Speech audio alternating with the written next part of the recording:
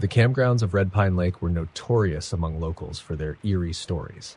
The tales of ghostly figures, whispers in the woods, and inexplicable disappearances were enough to keep most people away. But for a group of thrill-seeking friends, Chris, Jamie, Mia, and Alex, the allure of uncovering the truth was irresistible. Armed with tents, flashlights, and a video camera, they set out to spend a weekend unraveling the mystery. The first night began uneventfully. They set up camp near the lake's edge, roasting marshmallows and laughing about the ridiculous stories they'd heard. Chris, the self-proclaimed skeptic, dismissed them all. "It's just a bunch of old legends to scare people off," he said, tossing another log into the fire. The others nodded, but Mia, the most cautious of the group, couldn't shake the feeling that something was watching them from the shadows. As the fire crackled, a sudden rustling in the trees made them all freeze. "Probably a raccoon," Alex joked, trying to ease the tension. But the sound didn't come from ground level. It was higher, as though something large was moving through the branches. They pointed their flashlights toward the trees, but saw nothing. Yet the uneasy feeling lingered. By midnight, they decided to turn in. The forest was unnervingly quiet, save for the occasional hoot of an owl. Chris and Jamie shared one tent, while Mia and Alex shared the other. Before falling asleep, Mia whispered to Alex, "Something doesn't feel right." Alex brushed it off, assuring her it was just her imagination. At some point in the night, they were all awakened by a low, guttural sound echoing through the campgrounds. It wasn't an animal. They all agreed on that. The sound was almost human, but distorted, as if it were coming from deep within the earth. Chris unzipped the tent and stepped out to investigate, despite Jamie's protests. The others reluctantly followed, clutching their flashlights like lifelines. The beam of their lights caught something on the ground. Large footprints that led from the edge of the lake into the forest. The prints were unlike anything they'd seen. Elongated and clawed, as if left by a creature that had no business walking upright. Mia urged them to go back to the tents, but Chris was already following the trail. Against their better judgment, they trailed behind him. The footprints led them deeper into the woods, where the air grew colder, and an oppressive silence surrounded them. Then they saw it, a clearing with a decrepit cabin in the center. Its windows were boarded up, and the door hung ajar, creaking with every faint gust of wind. Against their better instincts, they approached. Inside the cabin, the walls were lined with crude carvings, symbols none of them recognized, yet they felt inherently wrong. A rotting wooden table stood in the center, with candles melted down to nubs scattered around it. And then they saw the notebook, its pages yellowed and brittle. Jamie picked it up and began reading aloud.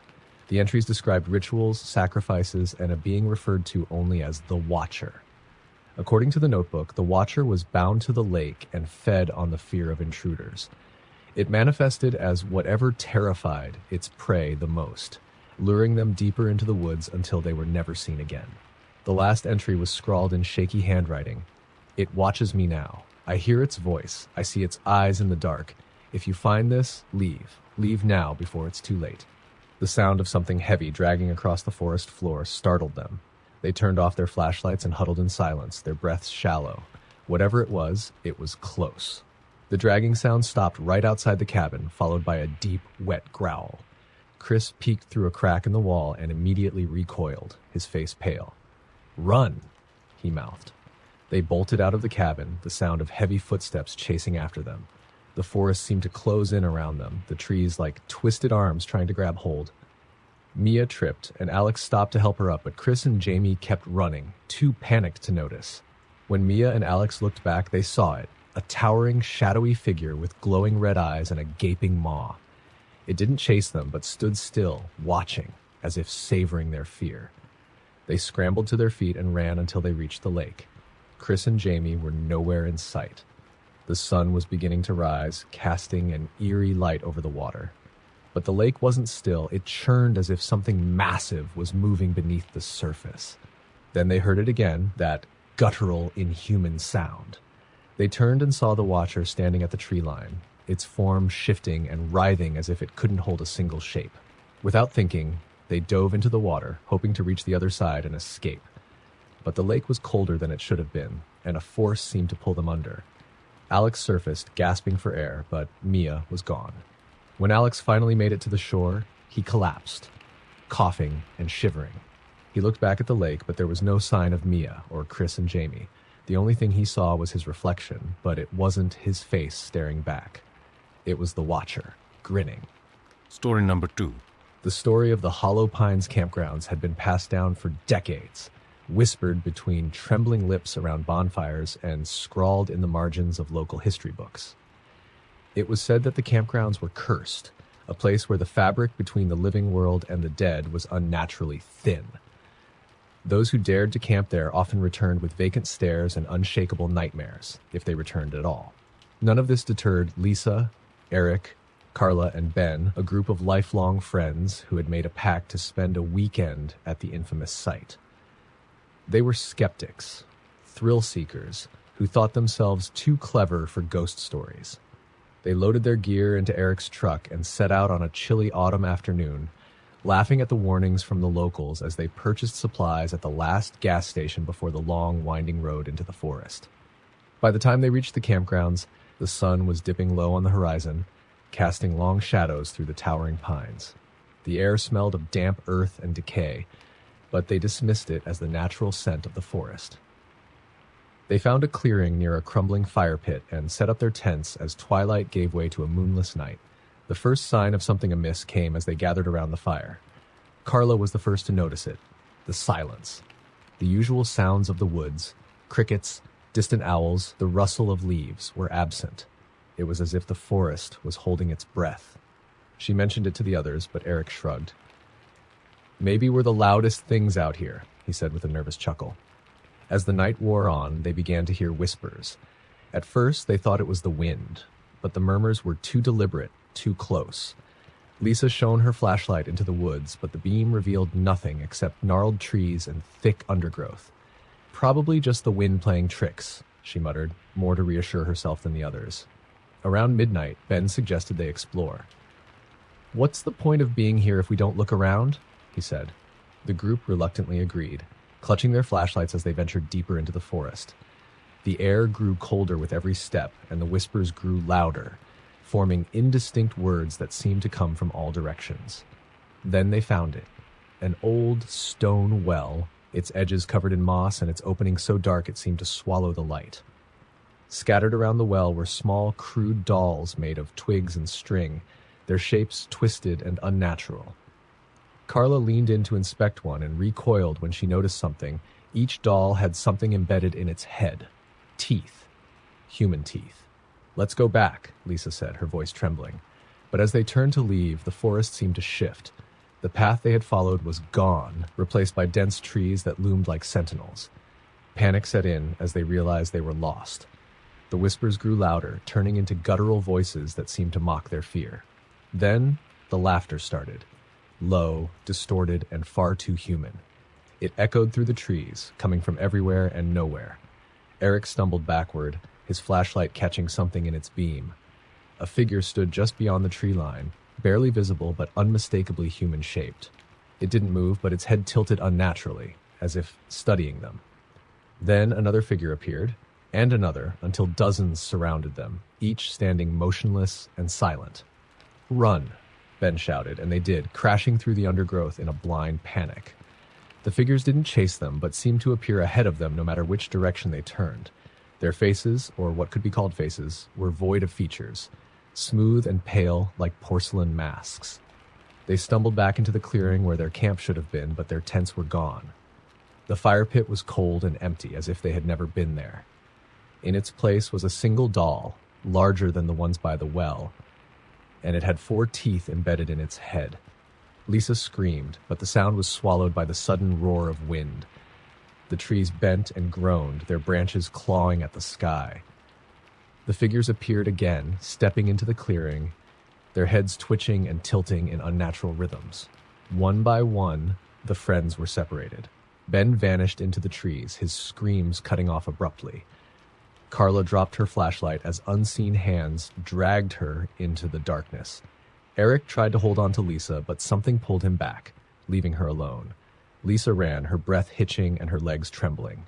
She didn't stop until she reached the truck. It was parked where they had left it, but the tires were flat and the windows were fogged from the inside. She climbed in, hoping to hide, but the whispers followed her, filling the cab. The last thing Lisa saw in the rearview mirror was her own reflection. Only, it wasn't her. The face staring back at her was smooth and pale, its head tilting slowly to one side as a whisper echoed in her ear. "You're home now." When authorities searched the campgrounds weeks later, they found no trace of the group, only an old well surrounded by dozens of twig dolls and 4 sets of human teeth. Story number 3. The legend of Ravenwood Camp wasn't just a local tale, it was a warning. Deep in the heart of a forest known for its perpetual fog and unnerving quiet, Ravenwood had been abandoned for decades. People spoke of the screaming shadows, phantoms said to haunt the camp, their cries a lament for lives lost long ago. The camp's last known caretaker, Martin Gray, had vanished without a trace, leaving behind only cryptic journal entries that hinted at something far worse than ghosts. Despite the warnings, a group of 5 friends, Sam, Emily, Nate, Jenna, and Marcus, decided to visit Ravenwood. They were avid urban explorers, thrill seekers who thrived on fear. Armed with flashlights, cameras, and bravado, they set off into the woods, the faint remains of a dirt path leading them to the decayed entrance sign. "Welcome to Ravenwood Camp." The letters were faded, and the wood was splintered, but the eerie smile of the painted raven remained intact. The camp itself was a tableau of ruin. Cabins leaned precariously, their roofs sagging. The dining hall was a skeleton of rusted metal and broken glass. The lake, once clear and inviting, was a stagnant black mirror. Yet the air carried a weight, a silence so profound it felt alive. Their first discovery was in the counselor's cabin. On a dusty table, they found a photograph pinned under a knife. The image was old, the edges curling with age. It showed a group of campers and staff, their faces obscured by deep shadows despite the daylight in the photo. Behind them loomed a figure, taller than the tallest counselor, with eyes that seemed to bleed darkness. "It's gotta be fake," Nate said, though his voice wavered. As they explored, strange things began to happen. Emily's camera refused to work inside the campgrounds, yet when she reviewed the footage later, it showed faint shapes moving in the periphery. Jenna swore she heard footsteps behind her, but when she turned, there was nothing but empty forest. Sam dismissed it all, joking that the camp was probably rigged by pranksters. When night fell, the true terror began. They lit a small fire in what used to be the mess hall, its glow barely pushing back the oppressive darkness. The fog thickened, swirling unnaturally close. Then came the whispers, soft, indistinct, but undeniable. They seemed to rise from the ground itself, carried on the thick air. Marcus was the first to panic. "This place isn't right," he muttered, standing abruptly. As he did, a deafening scream erupted from the woods. It wasn't human. It was layered, as though dozens of voices cried out in agony at once. The sound was so powerful it seemed to vibrate in their bones. "Run!" Jenna shouted, but as they scrambled to their feet, the ground beneath them seemed to shift. The forest distorted, trees stretching and twisting like grotesque caricatures of themselves. The paths they had followed earlier were gone, replaced by a maze of tangled roots and fog. They regrouped near the lake, the water eerily still despite the chaos around them. The fog seemed to draw back slightly, revealing something in the center of the lake, a figure standing on the water. It was tall and emaciated, its limbs unnaturally long. Its face was a blank, smooth surface, but from it came a low, guttural moan that vibrated through the air. Sam pointed his flashlight at the figure, but the beam seemed to dissolve before it reached the lake. "What the hell is that?" he whispered, but no one answered. They were all frozen, their eyes locked on the figure as it began to glide toward them, not walking, but sliding over the water's surface. Emily grabbed Marcus's arm. "We need to go. Now." But the figure was already on the shore, its blank face tilting toward them. One by one, the friends' flashlights flickered and died, plunging them into darkness. Then came the hands. Cold, clammy fingers wrapped around ankles, wrists, and necks, pulling them into the fog. Sam screamed as something dragged him backward, his nails clawing at the dirt. Jenna grabbed for him, but her hand passed through him as if he wasn't there. Emily and Marcus clung to each other, but the fog thickened, and Jenna vanished between one breath and the next. Nate tried to run, but the figure from the lake blocked his path. Its blank face leaned close to his, and for a moment, Nate could see something, a swirling void where its eyes should have been, endless and hungry. He felt his mind slipping, his thoughts unraveling as the figure reached out and touched his chest. When the sun rose, Ravenwood Camp was silent. The fog dissipated, revealing the ruins in the pale morning light. There was no sign of the five friends. Their tents, backpacks, and supplies remained untouched, but their bodies were never found. The only clue was a new photograph nailed to the counselor's cabin door. It showed a group of people, their faces obscured by shadows. 5 new figures stood in the back, their eyes bleeding darkness. Story number 4. The story of Ash Hollow Campground wasn't just a ghost story. It was a dark piece of local history. Hidden deep in the remote wilderness, it was once a thriving summer retreat for children. But in the summer of 1978, a tragedy struck that forced the camp to close indefinitely. According to legend, a fire consumed the mess hall late one night, and though most campers escaped, 3 children were never found. Their names, Annie, Grace, and Thomas, were carved into a memorial near the old flagpole. The townsfolk believed their spirits never left the camp. Decades later, the camp remained abandoned, overtaken by nature, and shrouded in mystery. This intrigued a group of college students, Mia, Logan, Hannah, and Rachel, who were obsessed with paranormal exploration. Armed with a couple of flashlights, a video camera, and a few bottles of cheap whiskey, they decided to spend the weekend at Ash Hollow. By the time they arrived, the sun had dipped below the horizon, leaving the camp bathed in pale moonlight. The air was unnaturally still, the only sound the crunch of leaves underfoot. They found the old flagpole in the center of the campgrounds, its once bright paint faded and flaking. At its base was the memorial stone, the names of the missing children etched in jagged letters. Rachel knelt to touch the stone. "Feels colder than the air," she remarked, shivering. Logan laughed nervously, but no one else joined him. They set up their tents near the rusted shell of the mess hall, its charred beams twisted like skeletal fingers. Logan suggested they do a quick exploration of the grounds before it got too late. "The spirits aren't going to come to us," he joked. Splitting into pairs, they combed through the ruins. Mia and Rachel explored the old cabins, their wooden walls blackened and sagging. In one room, they found a child's shoe, its sole half melted. Rachel picked it up, but Mia stopped her. "Don't touch anything," she warned, her voice trembling. Meanwhile, Logan and Hannah ventured toward the lake. The water was still, its surface reflecting the moonlight like a sheet of glass. As they stood there, a soft giggle broke the silence.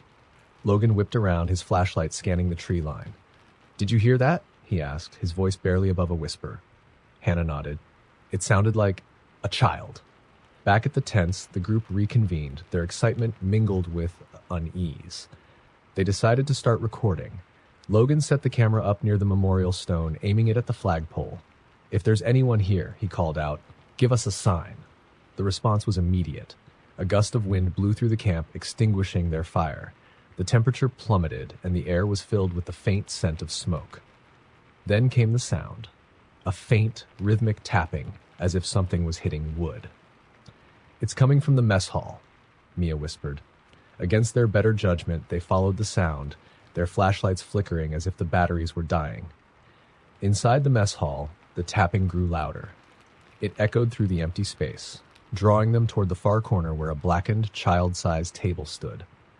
On it were 3 tin plates, perfectly arranged, each with a name scratched into the surface. Annie, Grace, Thomas. Rachel stepped closer, her breath visible in the freezing air. As she reached for one of the plates, the tapping stopped. A deafening silence fell over the room, broken only by the sudden laughter of children. But the laughter wasn't joyous, it was hollow, tinged with malice. Then they saw them. 3 shadowy figures stood at the edge of their flashlight beams. Their faces were pale, their eyes black voids. They didn't move, but their presence filled the room with an overwhelming sense of dread. "Run," Mia choked out, but her voice barely carried. The figures began to move, their jerky, unnatural steps closing the distance between them and the group. The friends bolted out of the mess hall and into the woods, their flashlights barely illuminating the path. But no matter how far they ran, the tapping followed, relentless and echoing through the trees. Logan tripped and fell, and as the others turned to help him, they froze. The shadows stood behind him, their hollow eyes fixed on the group. One of the figures bent down, placing a small, charred hand on Logan's shoulder. His scream echoed through the night as he was dragged into the darkness.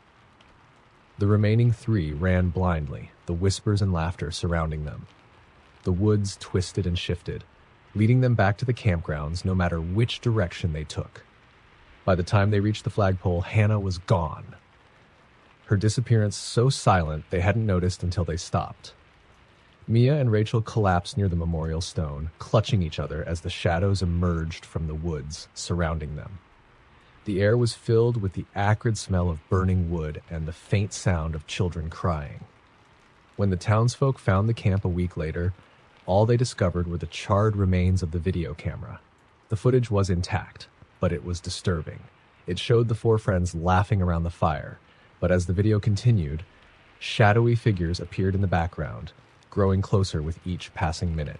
The last frame was of the memorial stone with 4 new names carved beneath the originals: Mia, Logan, Hannah, Rachel. Story number 5. The woods surrounding Blackthorn Hollow were always dense, shadowed, and oppressive, but deep within lay the infamous Widow's Vale Campgrounds. Locals claimed the area was cursed, its name stemming from a tale of sorrow and vengeance. The story went that a woman, shunned by the townsfolk and accused of witchcraft, hanged herself beneath an old willow in the heart of the campgrounds. Her spirit, they said, still lingered, cloaked in a veil of mist, seeking revenge on those who trespassed on her land. Sam, Ellie, Derek, and Nora, a group of college friends, dismissed the ledge as mere folklore and decided to spend a weekend there. Armed with tents, flashlights, and a thirst for adventure, they ignored the warnings and ventured into Blackthorn Hollow. The trail was overgrown, and by the time they reached the clearing, night had already fallen. The air grew colder the deeper they ventured, and an unnatural mist clung to the ground, swirling like grasping fingers. They found a spot near a circle of ancient, moss-covered stones, setting up camp as the moonlight struggled to pierce the canopy above. The first sign of something wrong came as they built a fire. Derek noticed that the smoke from the flames didn't rise, but instead swirled low to the ground, disappearing into the mist. "That's weird," he muttered, but the others brushed it off. As they sat around the fire, telling stories and passing a flask, the sound of distant humming reached their ears. It was faint at first, almost imperceptible, but it grew louder and more melodic, like a lullaby sung just beyond their sight. "Did you hear that?" Nora asked, her voice barely above a whisper. They fell silent, listening. The humming stopped, replaced by the soft rustle of leaves, though there was no wind. Ellie shone her flashlight toward the tree line, like the beam cutting through the fog. For a moment, it illuminated a figure standing between the trees, a woman in a dark dress, her face obscured by a translucent veil. Ellie gasped, and the light flickered before going out. "She's there," Ellie stammered, her hands trembling, but when the others looked, the figure was gone. The night deepened, and the forest seemed to close in around them. The mist thickened, crawling into the tents and dampening everything it touched. Sam tried to joke about it to lighten the mood, but even his usual humor fell flat as the unease grew. Around midnight, they heard it again, the humming, this time closer, more insistent. Then came the whispers, faint and unintelligible, yet full of malice. The fire flickered violently before extinguishing, plunging them into darkness. Panic set in as they fumbled for their flashlights. When they turned them on, they found themselves surrounded by shadowy figures. They stood motionless, their forms barely human, their eyes glowing faintly through the fog. "Run!" Derek yelled, and they scattered in different directions, each fleeing blindly into the woods. Ellie sprinted through the trees, her breath hitching as the shadows seemed to glide after her.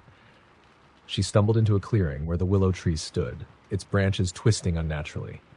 Beneath it, the veiled woman waited, her face still obscured. Ellie froze as the woman lifted her veil. Her face was grotesque, a hollow skull with patches of decayed flesh, her eye sockets weeping black ichor. The woman reached for Ellie, her bony fingers clawing at the air. Ellie's screams echoed through the forest. Sam and Derek found each other near the old stones. "Where's Ellie? Where's Nora?" Derek asked, his voice cracking. Before Sam could respond, the ground beneath the stones shifted, revealing a gaping hole. From it rose the mist, swirling faster, forming the shape of the veiled woman. She loomed over them, her skeletal hand pointing at the two men. The mist wrapped around them, choking their cries as the earth swallowed them whole. Nora was the last to be found. She had hidden behind a fallen tree, her flashlight clutched tightly in her shaking hands. The humming returned, louder than ever, accompanied by the sound of dragging footsteps. She turned, and there stood the veiled woman, her tattered dress swaying as if caught in an unseen wind. "Why are you doing this?" Nora sobbed, backing away. The woman didn't answer, but her veil lifted again, and Nora's screams joined the others, swallowed by the unyielding darkness. By morning, the campgrounds were empty. The tents were gone, the stones undisturbed, and the forest was silent once more. Hikers found no sign of the friends, except for a single, chilling detail. The willow tree now had 4 ropes hanging from its branches, each tied into a noose. Beneath the tree was a new carving in the bark: "Leave or join us in the Vale." No one ventured to Widow's Vale campgrounds again. Story number 6. They called it Hollow Creek Camp. Though the creek had long since dried up. Located deep in a forgotten valley, the camp was abandoned decades ago after a series of grisly murders. Legend had it that the camp was cursed, haunted by the malevolent spirit of the Watcher, a shadowy figure who preyed on anyone foolish enough to trespass. Locals spoke of seeing distant lantern lights moving through the trees and hearing a low, guttural chant that seemed to come from nowhere. But to thrill seekers Lucy, Brandon, Maya, and Eric, it sounded like the perfect place for a weekend adventure. Armed with a drone, cameras, and enough snacks to last 2 days, they arrived late on a Friday evening, the dense woods swallowing them as they drove deeper into the valley. The first unsettling sign was the road itself. The gravel seemed to grind unnaturally loud under their tires, and the forest was unnervingly silent. No birds, no insects, just an oppressive, dead stillness. When they finally reached the camp, the old sign creaked in the breeze. Hollow Creek was painted in flaking red letters, and underneath someone had scrawled, "Leave before he sees you." Eric laughed it off, brushing away the chill that ran down his spine. They really went all out with the spooky vibe, huh? They set up camp near the decaying mess hall, a skeletal structure with vines twisting through its shattered windows. The air grew colder as the sun dipped below the horizon, and a strange mist began creeping through the trees, pooling at their feet. Still, they shrugged it off, lighting a fire and sharing ghost stories. Around midnight, the drone came out. Eric wanted to capture aerial footage of the campgrounds. He sent it buzzing over the treetops, its camera streaming live to his phone. As it passed over the old cabins, something flickered on the screen. A figure standing in the middle of a clearing, holding what looked like a lantern. Its face was obscured, but it stood unnaturally still, watching the drone. "Do you see that?" Maya whispered, pointing at the screen. "It's probably just someone else camping here," Lucy said, though her voice lacked conviction. Eric steered the drone closer, but as it neared the figure, the screen went static. When the feed returned, the figure was gone. "We should pack up and leave," Maya insisted, but the others hesitated. Then came the sound, a low, rhythmic chanting that seemed to echo through the forest, coming from all directions. "Okay. Yeah, now I'm officially creeped out," Brandon admitted, grabbing a flashlight. They huddled closer to the fire, the mist thickening around them. The chanting grew louder, and then the lantern lights appeared. Dozens of them, bobbing faintly in the distance, slowly converging on their campsite. "Run," Lucy whispered, and they scattered, plunging into the darkness of the woods. Maya sprinted toward the cabins, her flashlight flickering wildly. She tripped over a broken step and fell hard, the beam landing on something carved into the wooden planks. "His eyes are always open." A rustling behind her made her whip around, but all she saw was mist. Then a hand, a cold, bony hand, gripped her ankle and dragged her into the shadows. Her screams were swallowed by the night. Brandon and Eric found themselves near the dried-up creek bed. The chanting was louder here, almost deafening, and the lantern lights circled them, closing in. In the distance, they saw the figure again, holding the lantern. This time, its face was visible, a hollow void where eyes should have been, its mouth twisted into a perpetual scream. Eric ran, leaving Brandon frozen in terror. The chanting grew louder still as the figure pointed at Brandon, and the ground beneath him seemed to split open, swallowing him whole. Lucy stumbled back to the mess hall, her breaths ragged. She slammed the door shut and braced herself against it, her flashlight shaking in her hand. The chanting stopped abruptly, replaced by a deafening silence. She dared to look out the broken window. The mist had cleared. but the lantern lights were gone. For a moment, she thought she was safe. Then she saw the reflection in the glass, the watcher standing directly behind her, his void-like face inches from hers. The last thing she heard was the sound of glass shattering. The next morning, park rangers found their abandoned car, but no trace of the four friends. The camp remained eerily untouched, except for one chilling addition. A lantern now hung from the mess hall doorway, its faint light flickering in the wind. Beneath it, scratched into the wood, was a warning. He sees you now. Story number 7. The legend of Crimson Pines Campground had been whispered about for decades. Hidden deep within a forest of towering pines, the camp earned its name from the peculiar red sap that oozed from the trees. A sap that locals claimed was not from nature, but from the blood of the lost. It was said that in the early 1900s, a group of travelers vanished in the woods near the camp. Days later, their mutilated bodies were found hanging from the pines, their eyes gouged out and their faces frozen in terror. No culprit was ever found, but strange symbols carved into the bark of the trees suggested something ancient and malevolent. Over time, hikers and campers who ventured too deep reported hearing voices calling their names, only to find themselves hopelessly lost. Some never returned. Despite the warnings, 5 friends, Ava, Jake, Lily, Ryan, and Noah, decided to spend a weekend at Crimson Pines. They were skeptics, thrill-seekers eager to debunk the stories. Arriving just before sunset, they marveled at the beauty of the forest, the blood-red sap glistening in the light. But as night fell, the atmosphere shifted.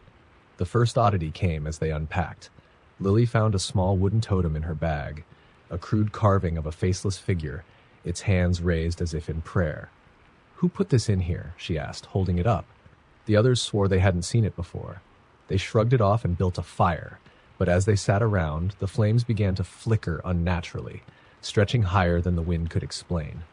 The air grew heavy, and a metallic scent filled their nostrils, like rust or blood. "Maybe it's the sap burning," Jake said, trying to sound logical, though his voice wavered. Then came the whispers. At first, they thought it was the wind rustling through the pines, but the sound grew distinct, voices, low and guttural, weaving through the trees. The whispers seemed to come from all around them, speaking words they couldn't understand. Ryan grabbed a flashlight. "Let's check it out. Probably just some other campers messing with us." Ava and Jake joined him, leaving Lily and Noah at the campsite. The trio followed the whispers deeper into the woods, the flashlight beams bouncing off the red-streaked bark of the pines. The voices grew louder, more insistent, pulling them forward. And then they saw it, a circle of trees, their trunks carved with the same strange symbols described in the legend.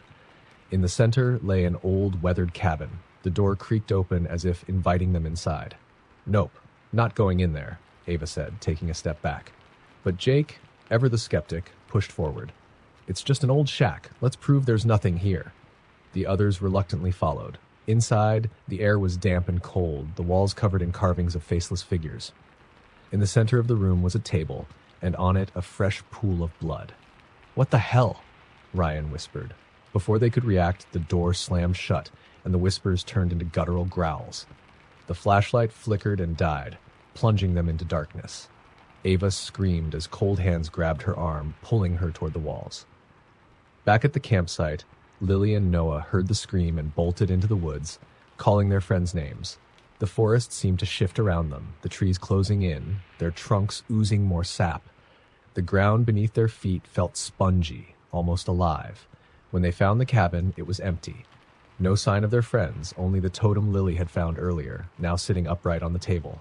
Its hands were no longer raised. They were reaching out, grasping for something. "We need to go," Noah said, panic rising in his voice. But as they turned to leave, the shadows around them began to move. Faceless figures emerged from the dark, their bodies twisting unnaturally, their eyeless heads tilting toward the pair. The figures began to chant, their voices a dissonant chorus that made Lily's head spin. Noah tried to run, but the ground seemed to grab at his feet, pulling him down. He clawed at the dirt, but it was no use. Lily's scream echoed through the forest as the figures closed in. By dawn, the camp was deserted. A group of hikers stumbled upon the remains of a fire pit and a single backpack. Near the edge of the campsite, a pine tree stood taller than the rest. Hanging from its branches were 5 crude wooden totems, each with a face now carved into it. faces frozen in expressions of terror. The hikers didn't linger. They knew better than to stay at Crimson Pines. Story number 8. The story of Silent Meadow Campground was the kind that lived in whispers, passed down by those who claimed to know someone who had experienced its horrors. The name itself was ironic. There was nothing silent about the place. Visitors reported hearing voices in the wind, footsteps in the grass, and, worst of all, the faint sound of someone sobbing when no one else was around. Decades ago, the campground was bustling, a popular retreat for families. But one summer, a little girl named Clara vanished into the woods. For 3 days, the community searched for her, their calls echoing through the meadow. On the 4th day, she was found at the edge of the campfire pit, her hands clasped around a ragged doll, her face pale as the moon. Clara never spoke again. That same night, every camper packed up and left after hearing blood-curdling screams reverberate through the woods. No one ever figured out where the screams came from, and Clara disappeared again shortly after.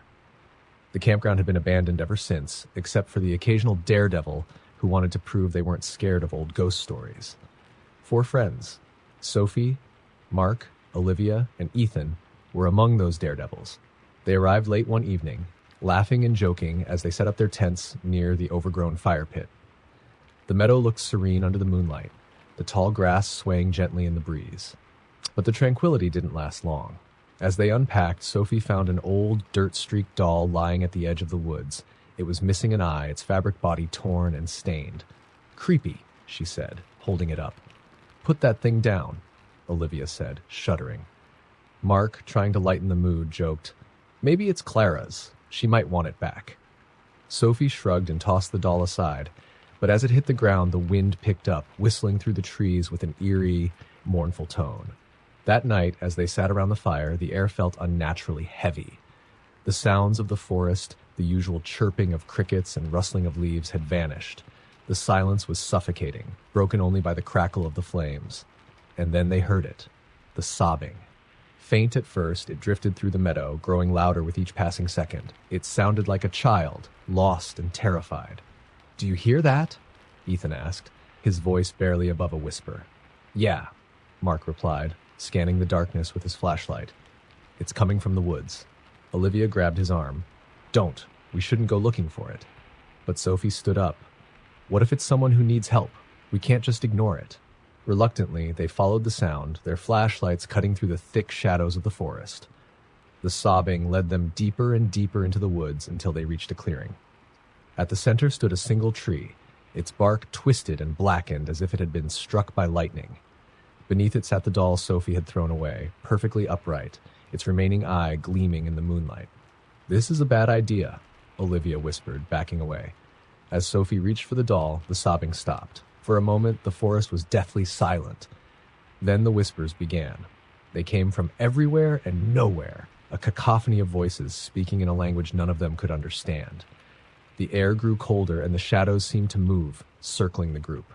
"Run!" Ethan shouted, and they bolted back toward the campsite. But the meadow wasn't the same when they returned. The fire had gone out, and their tents were gone, replaced by more dolls, dozens of them scattered across the grass, each staring blankly at the group. "We need to leave," Olivia said, tears streaming down her face. As they scrambled to find their way back to the car, the sobbing returned, louder and closer. When they turned around, they saw her.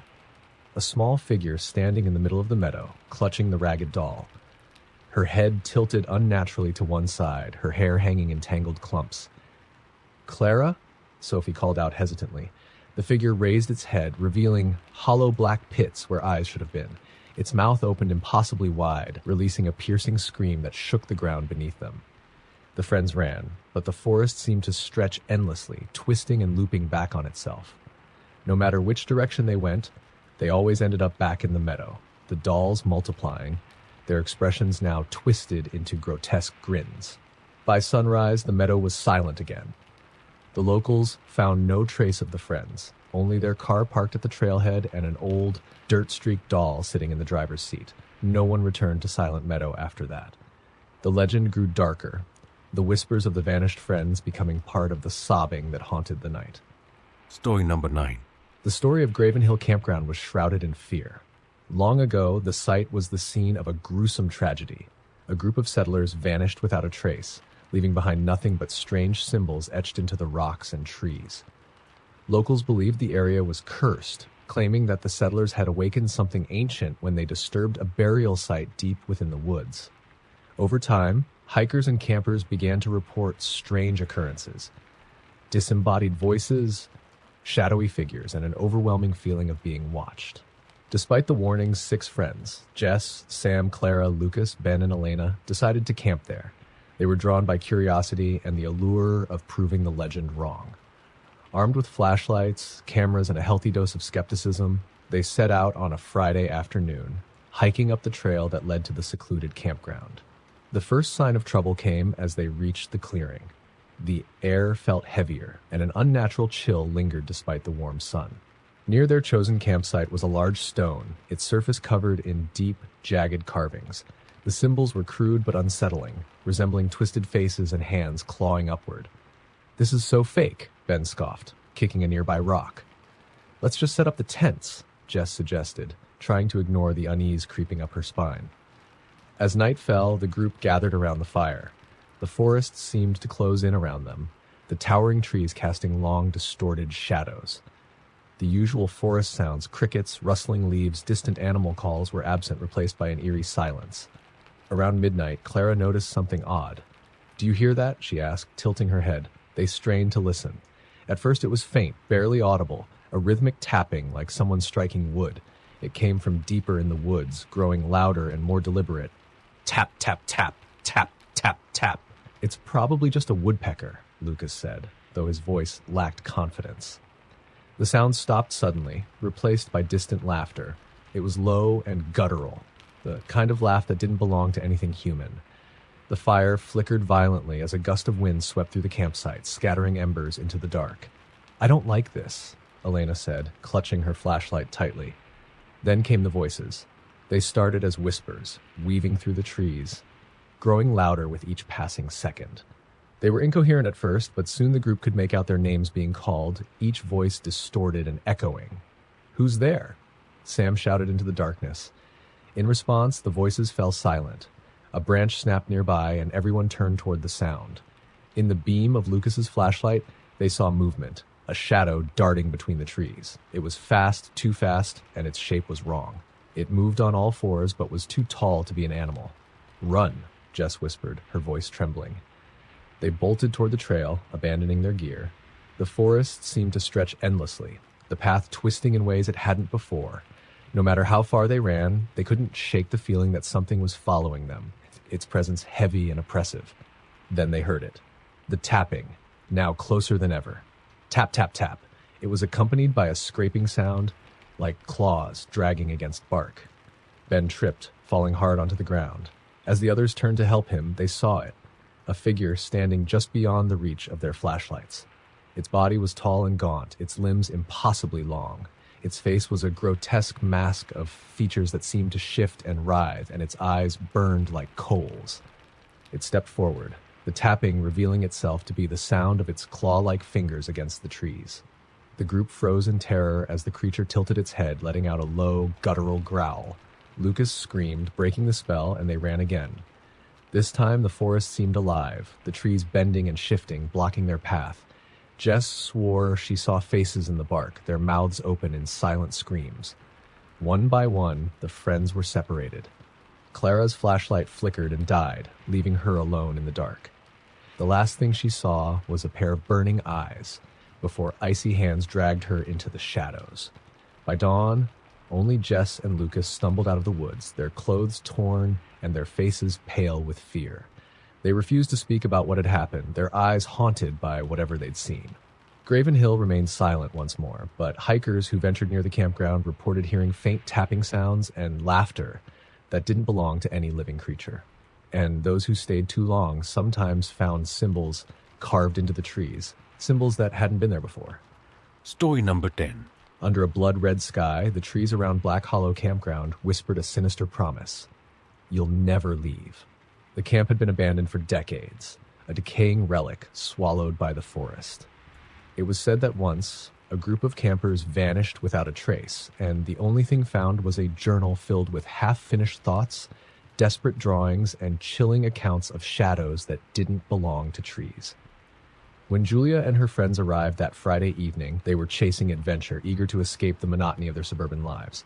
Black Hollow had been a dare, something whispered about in hushed tones at parties, the ultimate test of bravery. They laughed as they pitched their tents, joking about the ghost stories they'd read online. They were young, skeptical, and confident. But the forest had a way of feeding on that confidence. As the sun dipped below the tree line, the air grew heavier. Julia noticed it first, a low hum, almost imperceptible, like the forest itself was breathing. "Do you hear that?" she asked, her voice trembling just slightly. The others waved her off, brushing it aside as nerves.